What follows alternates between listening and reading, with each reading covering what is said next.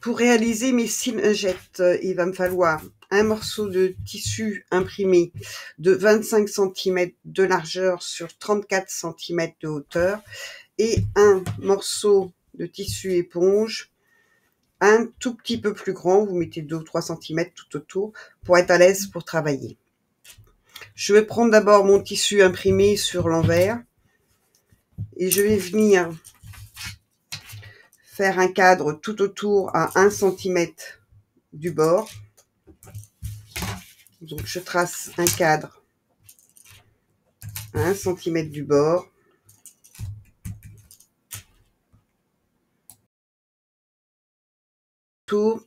En haut, je reprends, je me positionne à l'angle de mes 2 lignes. Je compte 10 cm, je mets un trait. 13 cm, je mets un trait. Et logiquement, si je prends ce dernier trait jusqu'au bout, j'ai 10 cm. Je fais la même chose en bas. 10 cm, 13 cm. Je vérifie s'il me reste bien 10. Je trace ces 2 lignes.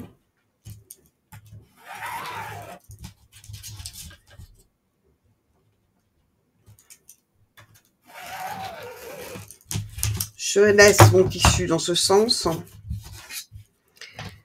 Et ici, je vais noter 10 cm, 1 cm,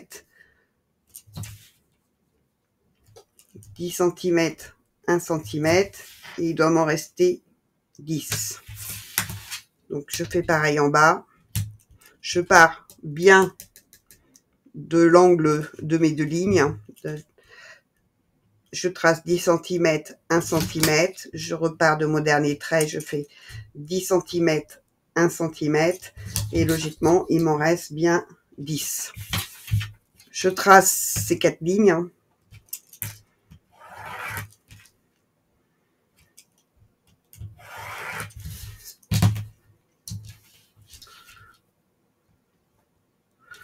Voilà, je n'ai pas tout à fait en face. Je ne sais pas ce que j'ai fait. X.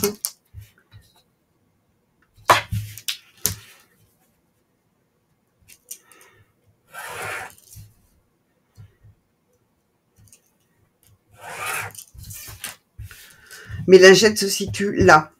Cette partie-là est plus grande parce que dans mon système de couture, de façon à avoir une jolie rentrée sur les côtés et que votre éponge ne s'échappe pas du tissu éponge, je fais une ouverture, une marge de couture beaucoup plus grande. Alors, on va positionner notre tissu sur l'envers de notre tissu éponge. Donc, c'est ici l'envers. Et on va venir l'épingler le plus possible pour que l'éponge ne bouge pas.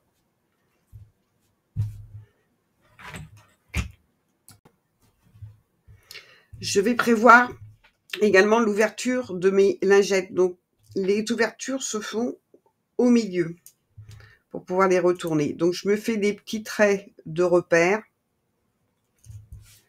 sur 2-3 cm. Je sais que cette partie-là, il ne faudra pas la coudre. Parce que si je la couds, je ne peux pas retourner ma lingette.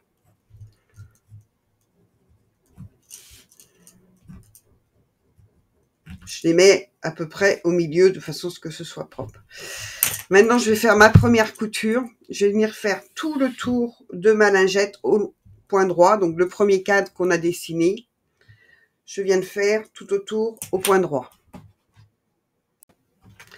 Quand j'arrive à un angle de mon rectangle, je pique mon aiguille au niveau de mon trait. Je lève mon pied et je fais tourner mon tissu. Il faut que votre aiguille soit piquée pour que cet angle soit bien cousu. Et vous faites ça à chacun des angles. Mon tour est bien fait. Donc maintenant, je vais m'occuper de ces lignes du milieu. Je vais venir faire une couture au point droit, donc point d'arrêt ici, point d'arrêt au bout. Pareil pour la seconde, la troisième et la quatrième. Je fais attention quand je fais mes points d'arrêt, il faut qu'ils soient vraiment au niveau de la couture précédente, de façon à bien fermer le point, parce que je vais venir couper tout à l'heure. Donc le point d'arrêt se fait pas en dehors, mais vraiment au niveau de la section où vous avez vos deux coutures. Maintenant que ces coutures horizontales sont faites, je vais m'occuper de cette verticale. Donc ici, je vais venir coudre jusque mon trait, je vais faire un point d'arrêt. Je viens jusqu'ici, je fais un point d'arrêt, je ne coupe pas. Je reprends ici, je fais un point d'arrêt. Ici, à chaque fois que je rencontre une ligne, je fais un point d'arrêt, point d'arrêt. Ici, je m'arrête, je fais un point d'arrêt. Je reprends avec un point d'arrêt, je fais un point d'arrêt. Quand vous faites un point d'arrêt sur toute cette ligne, ne coupez pas votre fil, déplacez simplement votre tissu pour passer à l'étape suivante. Donc ici, j'ai bien démarré avec un point d'arrêt. Je suis allée jusqu'ici, j'ai fait un point d'arrêt. J'ai avancé ma machine. J'ai poussé mon tissu un peu plus loin, sans couper mon fil. Maintenant, je le coupe. J'ai redémarré avec un point d'arrêt. J'ai rencontré une ligne, donc j'ai fait un point d'arrêt. Je rencontre une deuxième ligne, je fais un point d'arrêt. J'ai un trait, je fais un point d'arrêt. Je saute le passage. Je coupe mon fil. J'arrive ici, je fais un point d'arrêt, je rencontre des lignes, point d'arrêt, etc., etc., jusqu'au bout. Et du coup, on fait la deuxième ligne exactement pareil. J'enlève mes aiguilles et je vais venir couper au milieu de ma bande principale.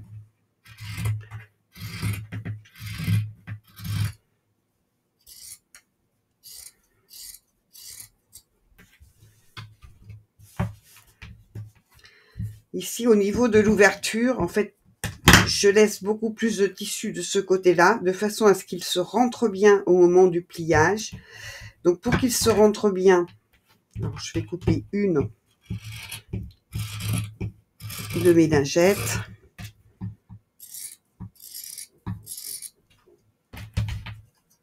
Je coupe à 4-5 mm du bord. Vous pouvez laisser 1 cm, c'est pas grave.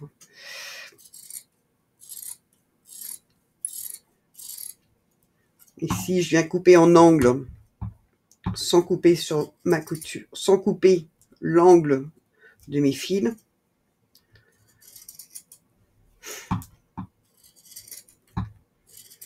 Et ici, quand j'arrive sur mon encoche, je viens couper en biais.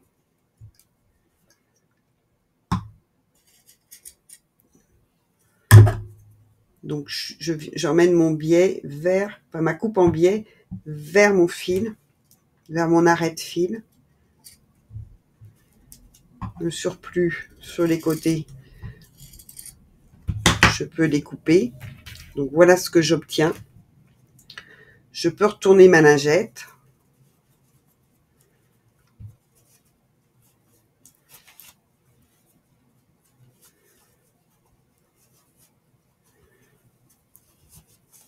Je sors bien les angles pour avoir des lingettes bien droites, bien propres.